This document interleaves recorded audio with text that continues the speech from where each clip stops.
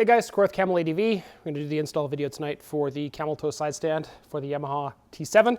We've got it in 3 different lengths. We've got standard length, we've got lower, and we've got taller. The lower is 25 mil shorter than stock, and the taller is 25 mil longer. So if you've got lowering links on your bike, obviously you're going to put the shorter one in. If you've got extended suspension, different companies are doing cartridge kits and things for the forks and longer shocks, things like that, then the 25 mil over is what you're going to use. So along with the side stand, the kit comes with a much beefier return spring. This is about twice as strong as the factory return spring. Installation is very straightforward, should take you half hour, 45 minutes tops.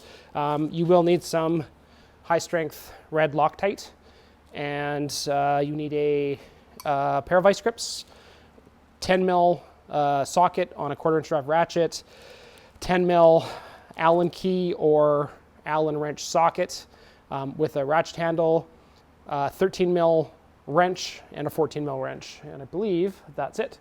We'll get at it. There's going to be a little bit of back and forth on the install here. We're going to break some bolts loose, but then we're not going to take them out. We're going to move to the next thing, and that just makes it easier to get everything apart. Like this bolt, we can't get it out without removing some things on the back, but once that stuff's loose, this bolt is really hard to break. So we just want to make sure that we get it cracked loose before we move to the back. All right, so we're going to come up to the nut here on the front. It's a 14 mil. You can use a ratchet and a socket if you like, or a wrench, and we're just going to crack this loose.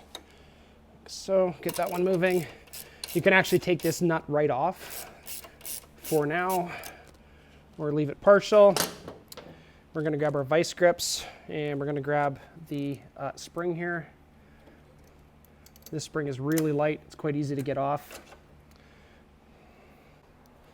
So we're going to come to the back here. There are 2 M12 bolts here, and they're M10 Allen heads. These have got red Loctite on them from the factory. They're very, very tight. You'll have a bit of a battle getting these loose, so make sure that you've got your bike, if it's on the center stand or something, make sure that you've got it like against the wall so that your bike isn't going to roll forward. Get your friend to hold the bike for you, something. You're going to be cranking on these pretty hard to get them to break loose, and the ratchet's going to be moving that way, so it's going to roll the bike forward. So if you're on the center stand, there's a good chance it's going to pop off the center stand, which is a real issue. All right, so we're going to come down. We're going to break these guys loose. These ones aren't Loctited because we've had this off and on several times, but this is the big push here. So the longer your ratchet handle, the better life is going to be, easier.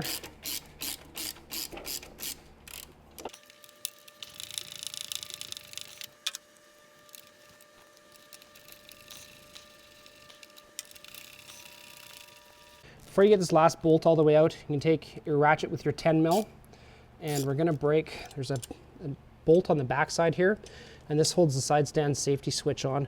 So we're just going to crack that loose. That one you should do actually before you start removing the bigger bolts. I just forgot. And set that aside. And we can take this bolt out the rest of the way. This is your side stand safety switch, and they can be a little bit problematic. They're kind of brittle. This tin shield is supposed to be a guard for them, but we're talking about a 450-pound bike, and anything that you hit with this is going to break regardless of this. I've blown through every bike I've ever owned. I've ended up smacking the side stand safety switch off it. If you ride off-road, I find it's best just to delete these. You can, on most of the Japanese stuff, it's just 2 wires. So there's 2 green wires here. You can cut them and twist them together, or if you haven't broken it yet, you can snip a couple of zip ties, and then you can just take this whole thing, and I've got mine zip tied up here on the other bike. So you can just reroute this. If you snip this zip tie, you can take this whole switch, and you can zip tie it up here. Just be aware, depending on where your side stand was, this is the tab that rotates the switch, and that turns your bike on and off. So if you had your side stand down in the down position here. When you took all of this apart, then this guy will be turned to the off location, or into the off position, I should say. So if you are going to zip tie it in here, just be aware that you're going to have to make sure that you have this in the right location to get it to start. Or it will start, but as soon as you put it in gear, it'll cut the engine. We've got the side stand and the bracket. If you have a vise, you can stick the metal bracket here in the vise and spin this off. If you don't, you can do it on the bike. We just need to put the bolts back in slightly. It was like the worst. Trying to get this camera in the right spot. So if you don't have a vise to work with, just take the bolts, slide them back in.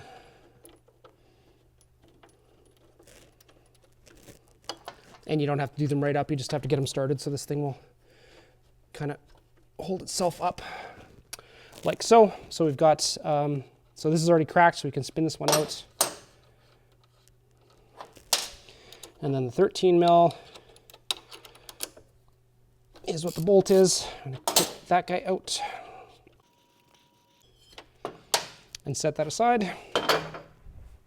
So we've got our new heavy-duty steel side stand. I know from experience on the Africa Twin side stands that we do, that we get comments. People will email us and they'll say, hey, what the hell, man? My brand new side stand is all gouged up. It's all chewed up. What the hell? So when we get these parts made, we want to make sure that this hole isn't oversized. So the bore hole, when you do the tolerances for machining, you can set, the target is this, and we can go plus or minus. When we do the bore holes on the side stand, the target is this or minus only. So that means that when the lugs are machined, if there's any variation, that the bore hole is going to be slightly smaller. So when we do them, when we get them, we weld them and then we get them powder coated, we run a reamer through that bore hole to make sure that it is exactly the proper size, so that the thickness of the powder coat isn't going to make any issue. And if the machining, if they are a hair undersize, it's not going to be an issue at all. It just ensures a good fit for you guys. And then we also run a tap through the threads. So even though they get masked before powder, sometimes some powder sneaks through. So we're just, it's kind of the final step before we ship them out, just to make sure that you guys don't have any issues installing. So before you do the install, I'd recommend wiping all this down, getting all the dirt and stuff that may be sitting in there out. And then you can put a little bit of grease in there, just in here. It keeps things moving nice and smooth. Some people like to run them dry so they don't attract any dirt. I get that. It's going to depend a lot on the type of environment that you're riding in. Rust isn't really an issue in here because the side stand is always back and forth. And you can see like it wears the powder coat of the paint right off, and that's always bare metal. So if there any rust does accumulate in here, as soon as you cycle the side stand a few times, it gets shaved off immediately. So we're going to take our shoulder bolt here again, our side stand. So when you put this in, obviously because of the shoulder, it can be sitting like this, and you have a hard time getting it installed. So just be aware of that when you're putting it in. It's threaded into the side stand itself right now, but that doesn't mean that the shoulder is lined up where it should. Like, that won't tighten anymore because it's not lined up with the hole. So you might have to do a little wiggle here to get that guy in place. And there we go. So if you are reusing your safety switch, we're going to put that guy back on. So the tab here on the safety switch goes into the hole beside the bore on the back side. So just make sure you get that lined up. If you put this in place and that hole is not lined up and you tighten the bolt, you're going to blow this thing to pieces, and then you're not going to have the option. You're going to be bypassing it. So just on the back side here, this is really annoying. Trying to see under here. So the hole's right here right now. So the slot here goes onto the pin, and then we're going to line that tab up, which is about there. And then we're going to take our bolt here, put a dab of blue Loctite on this. And this is a bit of a wiggle too to get this guy started. It doesn't always, that bolt doesn't always want to thread in right away.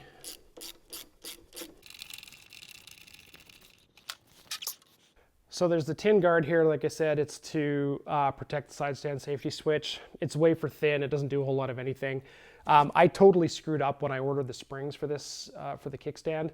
When we were drawing them, the specs, because the first ride out on my bike, we blew this thing to pieces. It got taken off forever ago. And I completely forgot about it, out of sight, out of mind. So when we do the springs up for the new side stand, we wanted to make the strings as big as we could. There's formula with springs and lengths and number of active coils and things like that. And I didn't take this into account, which sucks. So I totally screwed that up. So the spring fits with the side stand safety switch installed.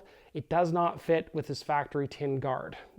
So I am going to have to order different springs. So we're doing the install video.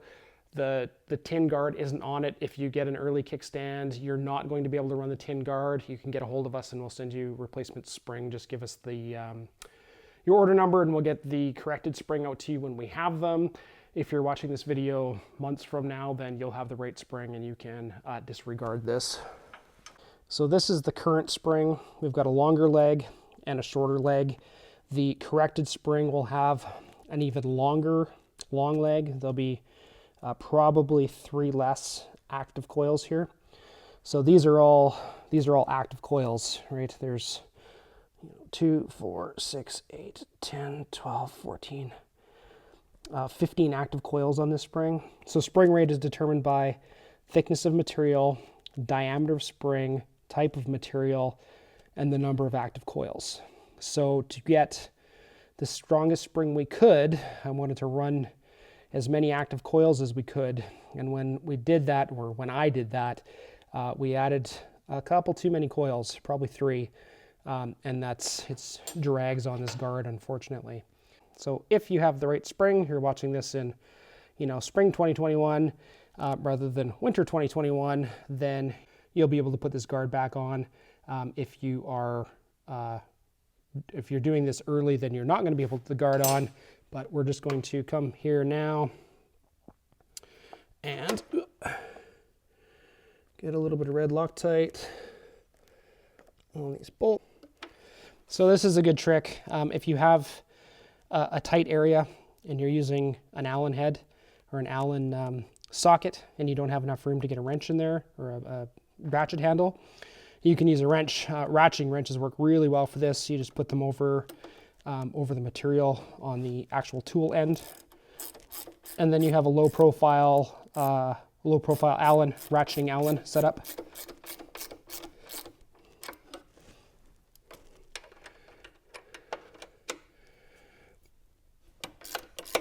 And if you're watching this and you're wondering why I actually have a Torx bit instead of an Allen, it's because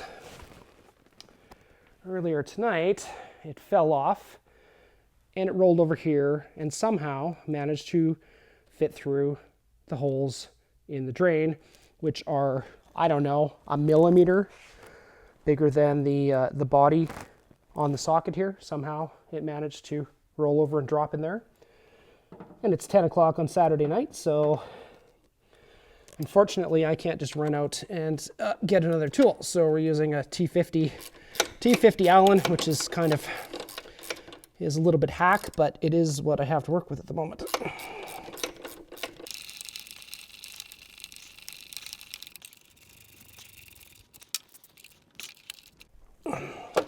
And again, be careful when you're doing that so you're not pulling the bike off of the stand when you're cranking on the bolt. So it's time to put the spring on. There is a right way and a wrong way to install the spring. Like I said, the long leg here is going to go to the top. The short leg is going to go to the bottom. So on the long leg here, the hook is going to go to the top. And the reason we're doing that is it's clearance for the safety switch. And when you get this part, you will see how tight everything sits. So we're going to take our vice grips, clamp them on the leg here and give this a pull. Safety glasses are a good idea when you're doing that. The spring's got a lot of tension on it, so you don't want to get snapped in the face with it. So you can see the clearance that we've got here underneath the spring. It is just clearing on the spring. So there's no way that we would have gotten the guard in there, unfortunately. And the spring is definitely going to rub on the side of the side stand. That's normal. It's a non-issue. Comes up with a mighty thud. We've had the Africa Twin camel toe side stands for a couple of years, so I know what to expect for questions. And something to be aware of is if you are running a 140 80/18 tire instead of a 150 70, if you have done lowering links in the back and you haven't changed the geometry in the front, if you are you have your bike loaded with gear, you've got pannier racks that are loaded, the back of the bike is going to sit down a little bit, and that all effectively changes how your side stand is going to land. So even on a stock bike, stock suspension, stock tires, etc., the amount of sag that you have set up, how much preload do you have in the back shock? Do you have any preload? What tire are you running? Do you have the stock Pirelli? Do you have, do you have a Dunlop? Do you have a Dunlop 908? They're different heights. So all of these things change how your side stand is going to land. So when your side stand sits on the ground, if your bike is sitting a little bit lower, the toes might be up.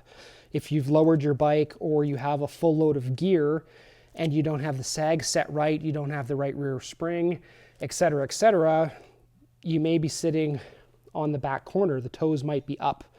The front edge might be up. If you have put aftermarket suspension on the bike and now it sits quite a bit taller, not even quite a bit, a little bit taller, you're running a 140 80/18 tire, you may sit at rest, you may be sitting just a little bit on the front of the toes. So that's all normal. We can't get, with the bigger, the bigger footprint here, it's a lot more noticeable than it is on the factory side stand. The side stand is not going to sit flat on the ground on every bike, even if you have a stock bike, stock tires, and in its stock height, your bike may not land flat. It just is what it is. There's a lot of factors to consider. This is set up with the same geometry as the factory side stand. So now with your new heavy duty side stand, you'll be able to turn the bike pivoted on the side stand in tight conditions without worrying about bending it or breaking it. You can climb on and off the bike fully loaded with the side stand down, again without worrying about bending, breaking. It's just a much stronger option, and of course we have the different heights available, so it works for modified bikes as well as stock. That wraps up the install for the camel toe for the Yamaha T7. If you have any questions, as always, info@camel-adv.com. Thanks for watching.